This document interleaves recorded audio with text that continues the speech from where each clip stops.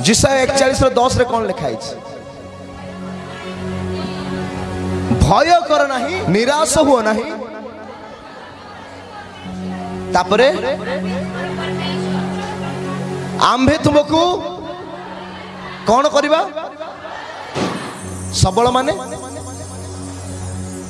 बलवान करिबा हालेलुया तापरे वो आम्भे तुमको साहाଯ୍ୟ करिबा ओ केते महान परमेश्वर को आमे पाई कि जदि आमे भय रे बंचिबा ताहले किछि लाभ नहीं समझते टिके साइड रे लोक बसितवा लोक कहतु किछि लाभ नहीं तुम्हें भय करूछ कि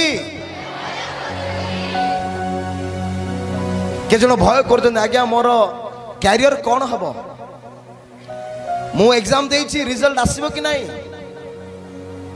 भल हम ना नहीं मु जॉब पाइबी ना नहीं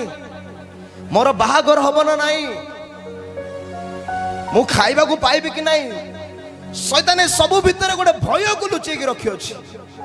किंतु जो माने प्रकृत रे परमेश्वर को सहित जीवन काटुचंती से मानको पाई भय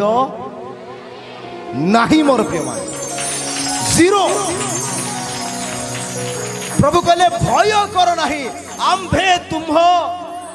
संग रे अछु हताश हो नहीं कि निराश हो नहीं आम्भे तुमरो परमेश्वर आम्भे तुमको कौन करिबा हाँ सबल करिबा आउ आम्भे तुमको